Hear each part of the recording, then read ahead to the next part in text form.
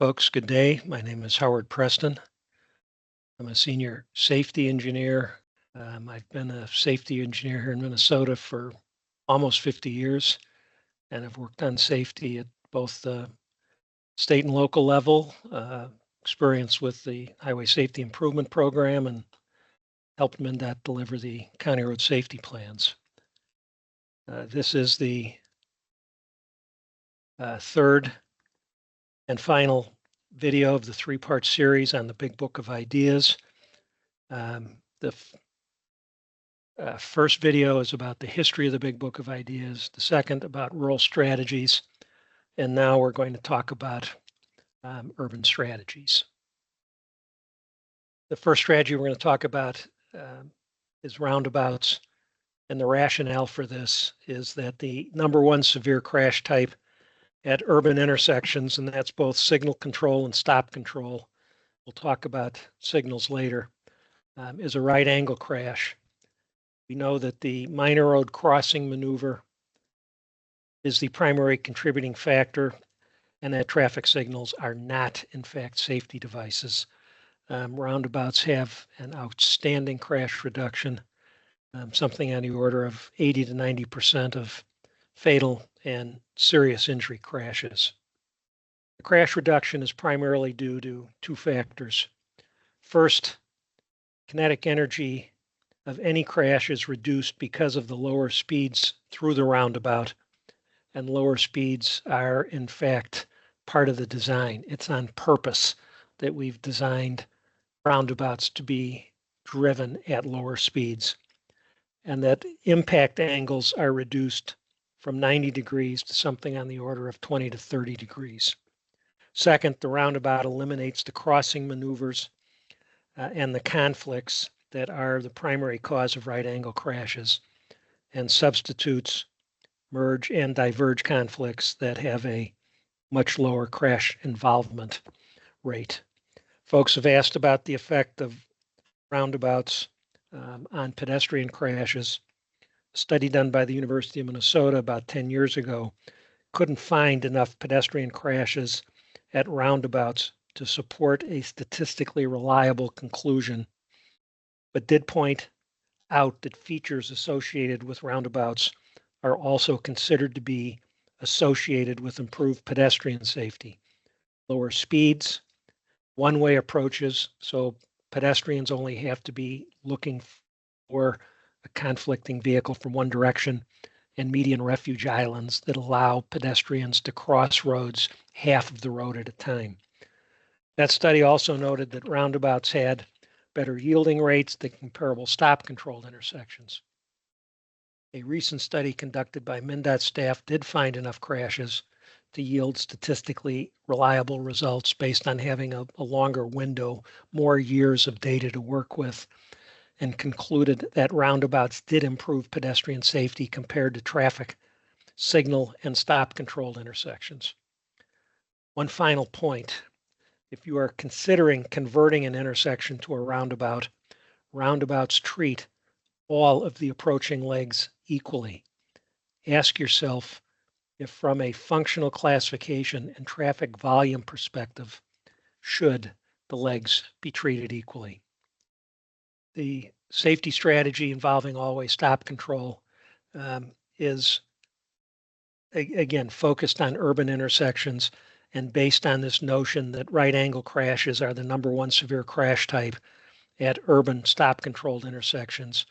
And we know that traffic signals are not safety devices, and that not all intersections, especially lower volume intersections, are good candidates for conversion to roundabouts. Conversion from a two-way stop control to an all-way stop control has demonstrated an ability to reduce crashes, but you need to be careful and be aware of what appears to be a very critical factor. Crash data in MnDOT's Traffic Safety Fundamentals Handbook, page 18, clearly demonstrates that across the state and county road systems, adding additional intersection control actually increases the average crash rate by 33 to 50%. The average crash rate at two-way stop intersections is about 0.27 crashes per million entering vehicles. The average crash rate at all-way stop controlled intersections is around 0.36 crashes per million entering vehicles, more than a third higher. The average crash rate at signal controlled intersections is around 0.55 crashes per million entering vehicles. Again, 40% higher. So what is the critical factor that appears to predict when converting an all-way stop does result in a crash reduction? The crash data in this table suggests that a critical factor in identifying intersections that would be candidates to conversion from two-way stop control to all-way stop control is the distribution of the traffic volumes.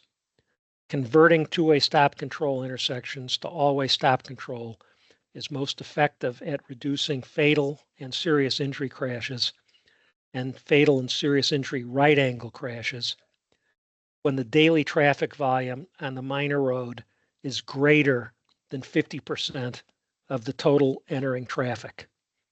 One final point, similar to roundabouts, all-way stop control treats all of the legs approaching an intersection equally. You need to ask yourself again, do all of the legs at your candidate intersection deserve to be treated equally? A case study that demonstrates the effectiveness of all-way stop control. In the photos, this is the intersection of Trunk Highway 169 and Trunk Highway 200 in Hill City. This is about 20 miles south of Grand Rapids in Aiken County. MnDOT converted this from two-way stop control where the east-west traffic on Minnesota 200 was stopped for Trunk Highway 169. As a result of crashes, the all-way stop control was installed. And in the years after the all-way stop was installed, crashes had been 9 in the 3 previous years, and after the conversion, 0. This demonstrates again the effectiveness of all-way stop control, and again at a location where the minor legs entering traffic exceeded 25% of the total entering traffic. This next strategy is confirmation lights, and the rationale is that we know at traffic signals, angle crashes are the #1 severe crash type. Around 32% of the severe crashes at signals involve a right angle crash, and this is compared to 13% for left turn crashes and 12% for rear end crashes. The crash data strongly suggests red light running is a factor contributing to severe crashes at signal controlled intersections. Going back to the NCHRP 500 series on reducing crashes, strategies for reducing crashes at signal controlled intersections, the strategies include using 12-inch lenses as opposed to 8-inch lenses on the traffic signals, and that using overhead indications as indicated in this photo in the upper right of the slide, as opposed to pedestal mounted indications. It appears both of these efforts, increasing the size of the signal heads and putting the signal heads overhead, are efforts to enhance the visibility of the signals. Another strategy suggested by the NCHRP 500 documents, making sure that the yellow and all red clearance intervals are appropriate for the operating speeds and the sizes of the intersections. MnDOT also employs 2 additional strategies to address red light running. On high-speed roadways in particular, MnDOT builds into their signal phasing something called dilemma zone protection.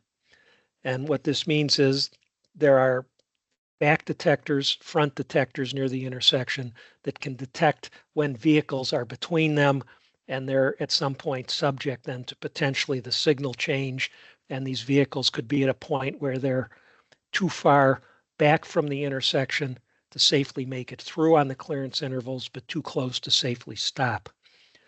Also, MnDOT has tried something called an advanced warning flasher at rural intersections, high-speed roadways, where a flashing light begins flashing 2 to 3 seconds in advance of the signal change when it's about to change from yellow to red. And so they've tried these advanced warning flashers. We've tried dilemma zone protection. I've checked our clearance intervals are exactly what the national documents said they should be, and that we use 12-inch lenses virtually everywhere with overhead indications. And again, it appears that all these strategies are based on the assumption that red light running is primarily a function of adequate information about the signal change that is taking place.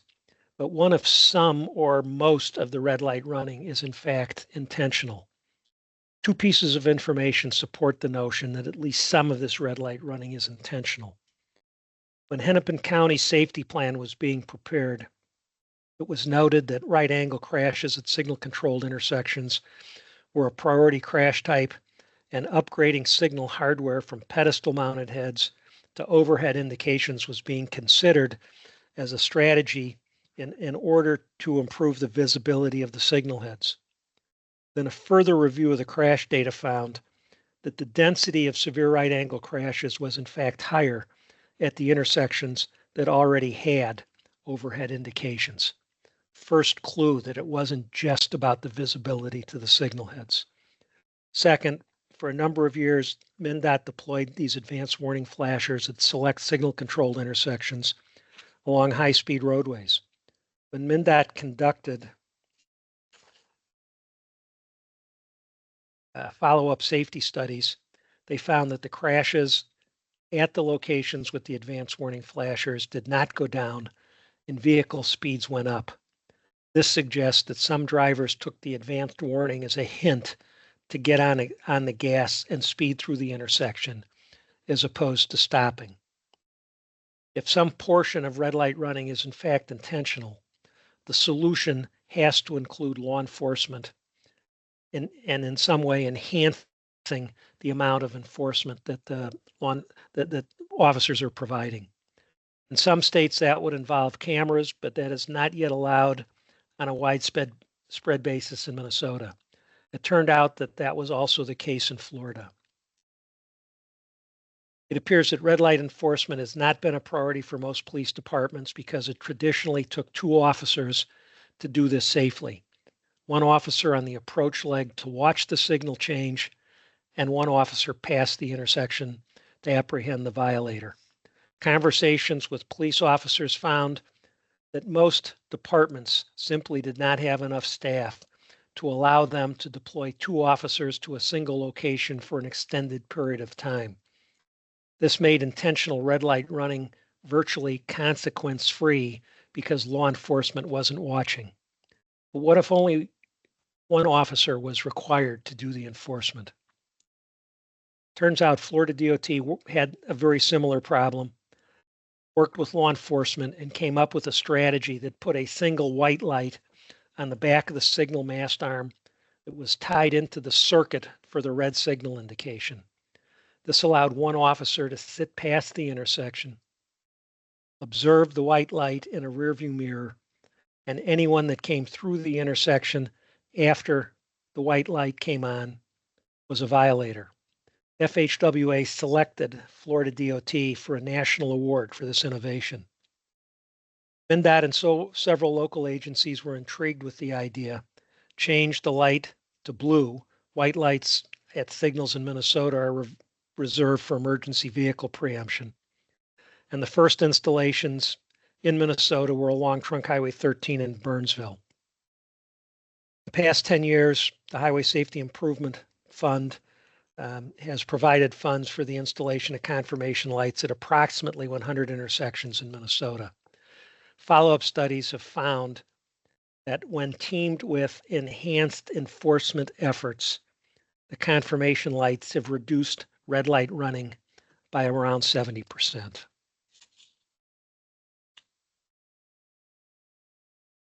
This next intersection strategy is called a 3/4 intersection design and providing a raised median. And The rationale, again, is based on angle crashes are the number one crash type at urban intersections, accounting for about 45% of all crashes and 55% of severe crashes.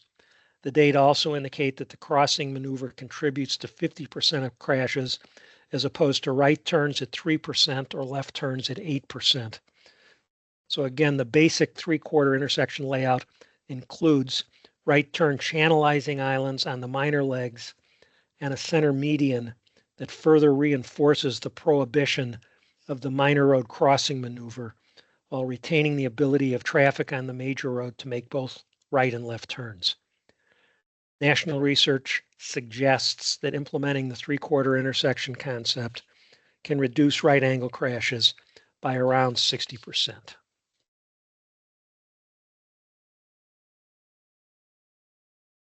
This next urban strategy is called a road diet, and it involves converting primarily four-lane undivided roads to 3 lanes. The rationale is we know that four-lane undivided roads have the highest crash rate of any urban cross-section. The notion that the inside lane is both the go-fast lane and the storage lane for left-turning vehicles simply results in too many conflicts.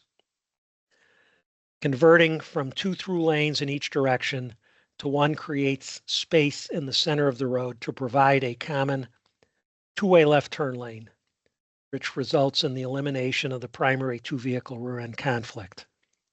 The idea of converting from 4 lanes to 3 was first considered in Minnesota in the late 1970s, and similar to other new strategies, there was initial pushback from both the public, especially on Nicollet Avenue in Richfield, and public works agencies, in this case, MnDOT associated with Trunk Highway 27 in Little Falls. Some people found the idea counterintuitive.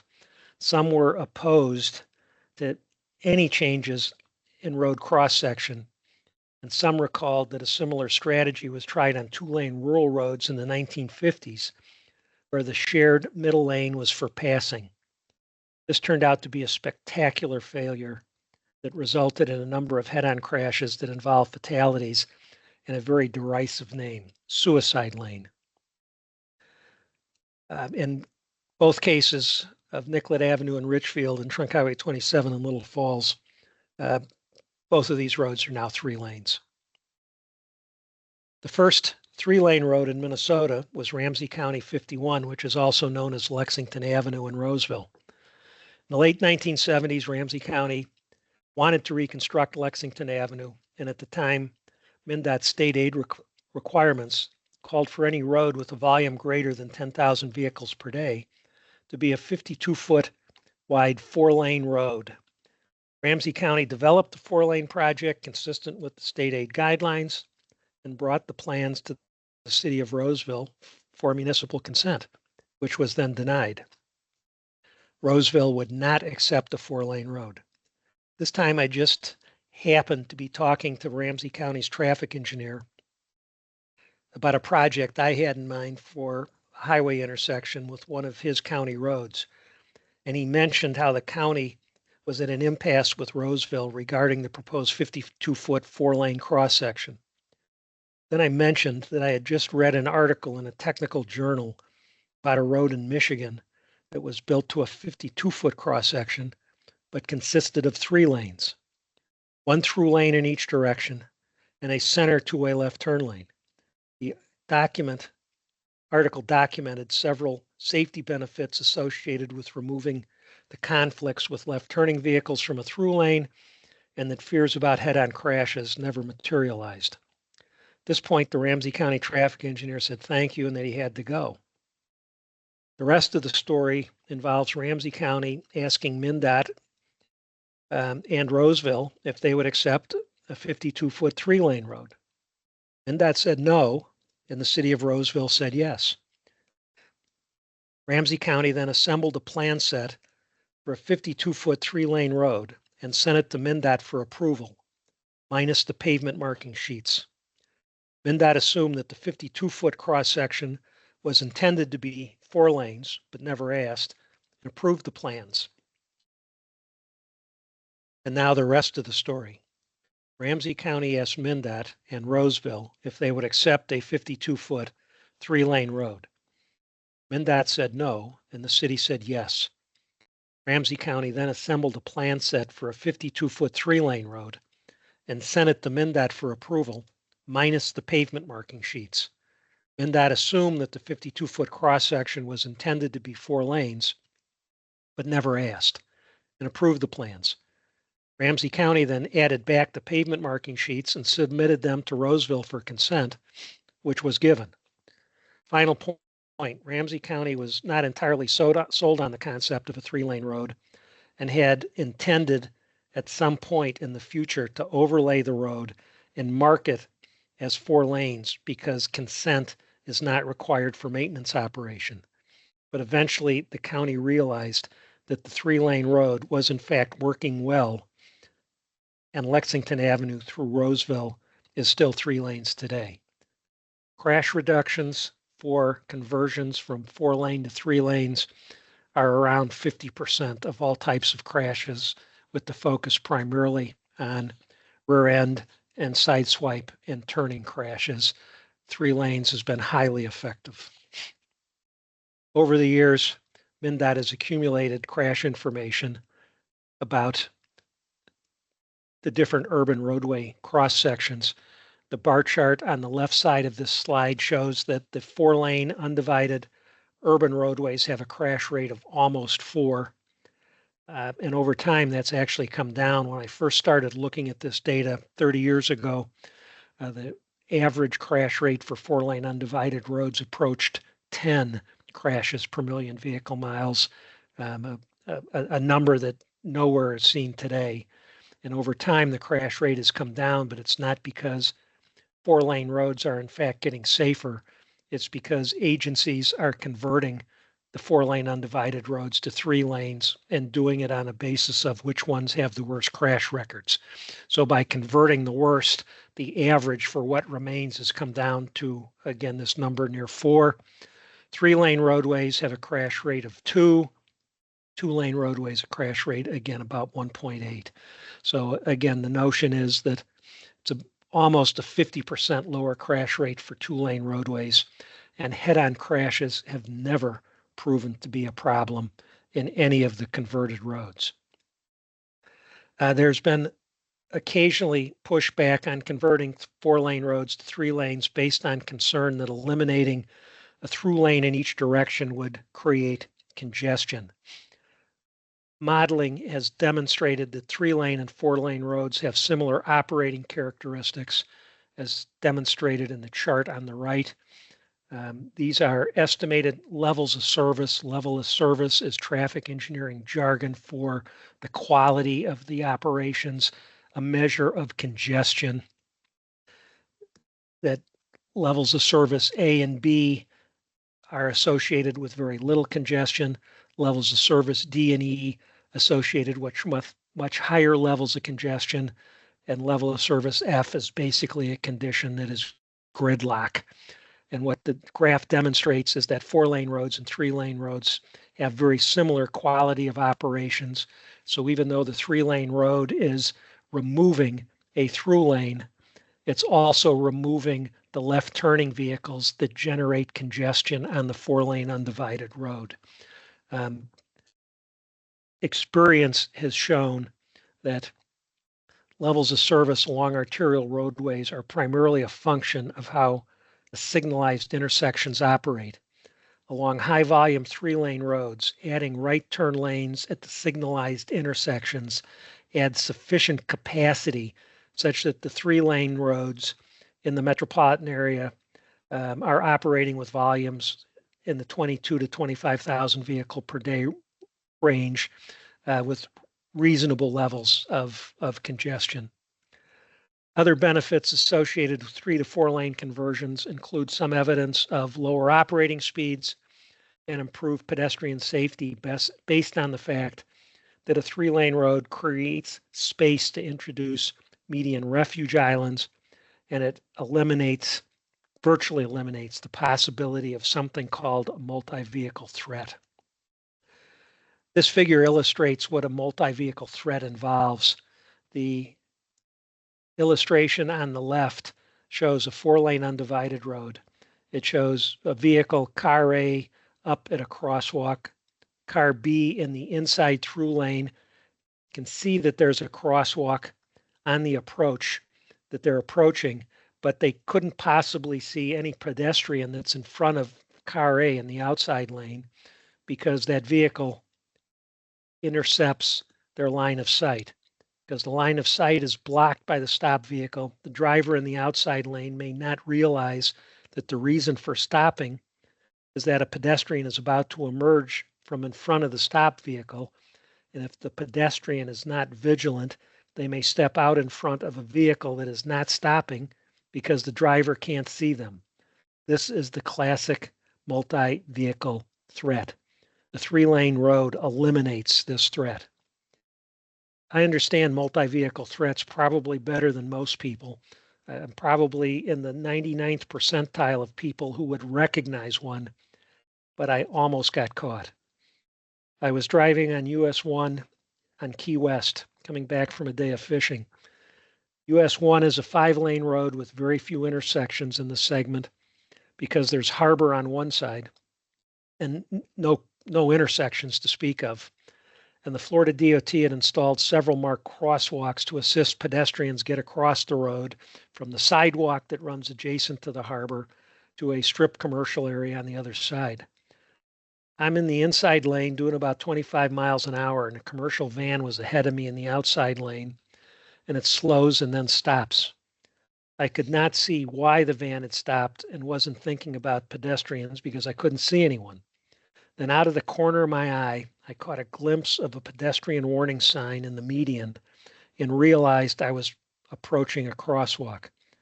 I then got on the brake, and as I was nearing a stop, a pedestrian peeked around the van to check for oncoming traffic. And I give him all the credit in the world. He was not going to let me kill him, but it was too close for my comfort.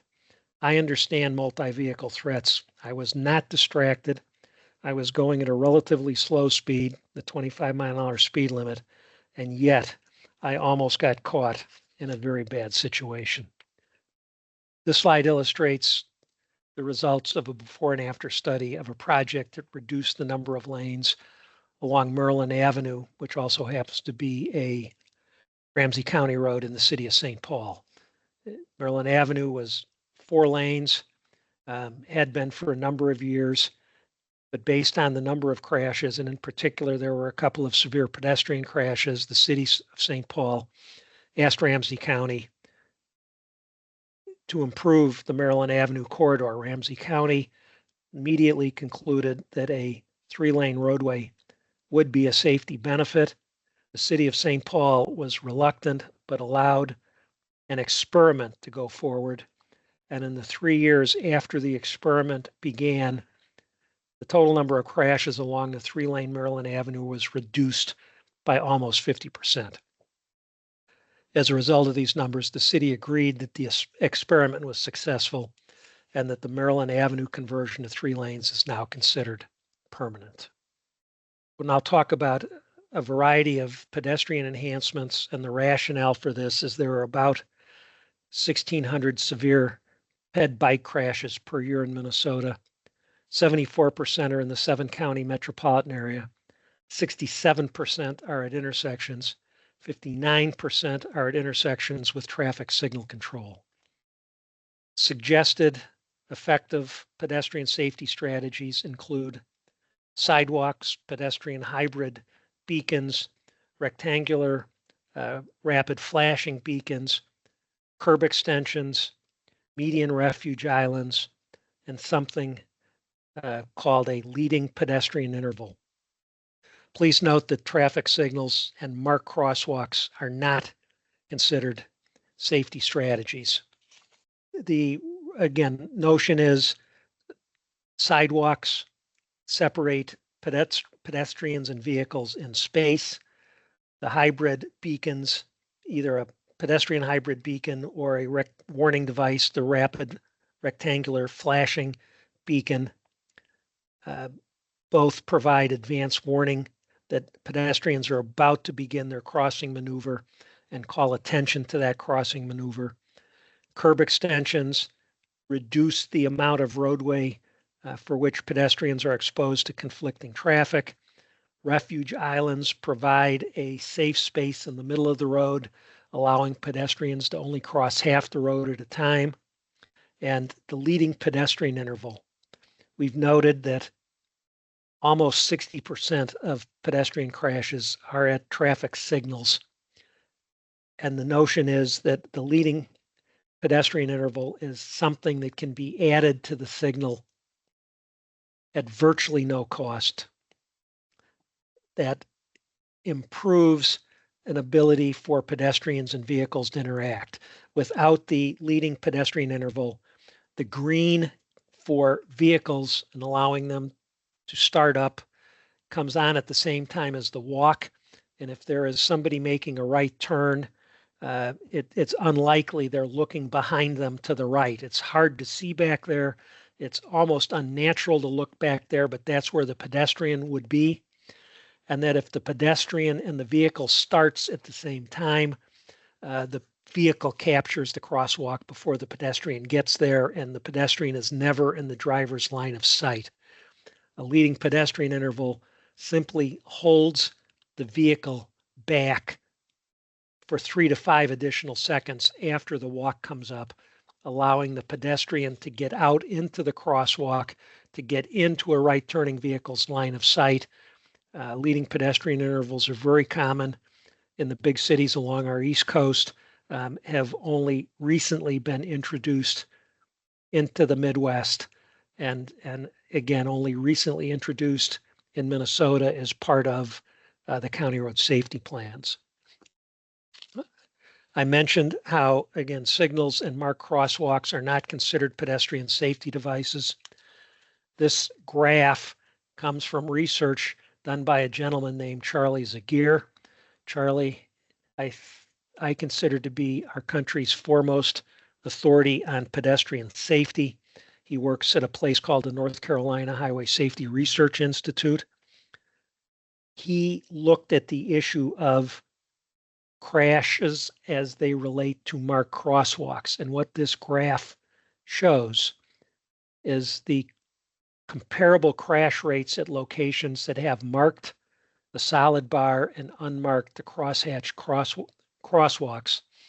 And in all cases, the marked crosswalks have a considerably higher crash involvement rate. And the chart goes from left to right. As you're going to the right, the roads get wider and the volumes get higher. But what this is suggesting, at no combination of volume and road width are marked crosswalks significantly safer than unmarked crosswalks. So the point here is, if you're going to mark a crosswalk, be aware that simply paint markings and warning signs are not enough. You need to pair them up with one of the other strategies, the refuge island, the curb extensions, or one of the warning devices, in order to really address the issue of pedestrian safety. And it's important to point out that Zagier's research involved several thousand intersections across the country. The sample size issue was addressed in a very robust way. And you'll see, again, from this graph that the differences are statistically significant. A second study that relates to the issue of safety at marked crosswalks, a before-after study was done at over 500 intersections in San Diego and Los Angeles. And what happened is these were long arterials where there was a traffic signal followed by 3 or 4 intersections that were not signalized, followed by another signalized intersection. The cities of San Diego and Los Angeles removed the marked crossings at the uncontrolled intermediate intersections, encouraging the pedestrians to walk to the traffic signals. And as a result, pedestrian crashes were reduced in these corridors where they had removed the marked crosswalks by 70%. Again, the key takeaway, paint markings and signs have never proven to be effective safety strategies by themselves.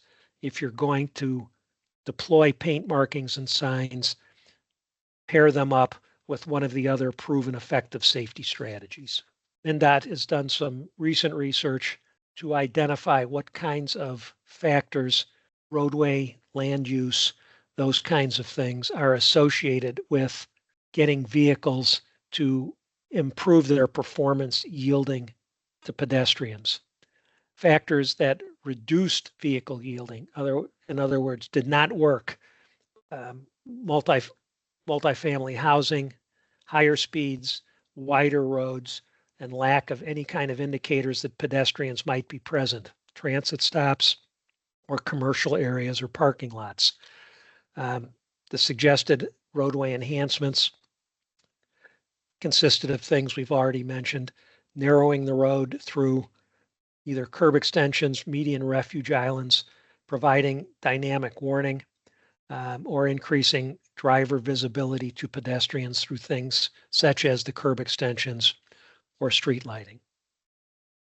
We're down to our last urban strategy, and this has to do with providing a flashing yellow arrow for left turns. So the idea was, at one point, left turns were all permitted, where the driver had to identify a safe gap and then execute the left turn.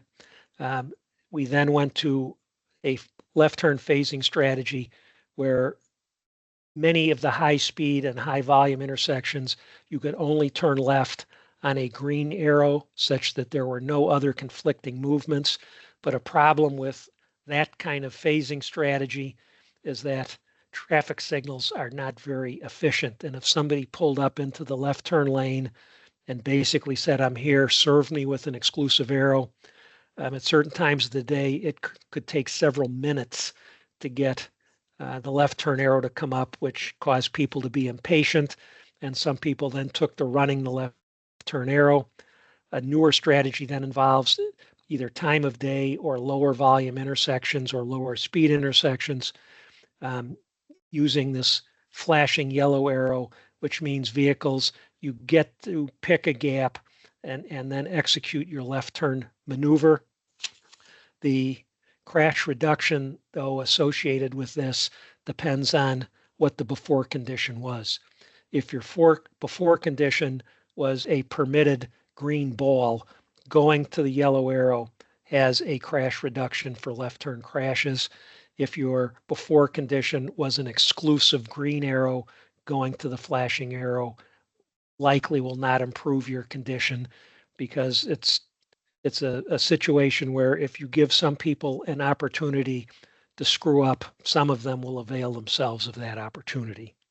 So again, this just documents the case, the crash reduction associated with the conditions, the before period of exclusive only green arrow, you're likely to see an increase. Before condition of green ball and pick your gap, going to the flashing arrow will likely improve your crash reductions, especially for the left turn crashes. So this concludes the urban strategy segment, which is the third and final video in a 3-part series on the Big Book of Ideas. Please see the first 2 videos for information on the history and how to use the Big Book of Ideas, and then for an overview of rural strategies that are part of the county road safety plans. Folks, thanks, and be safe out there.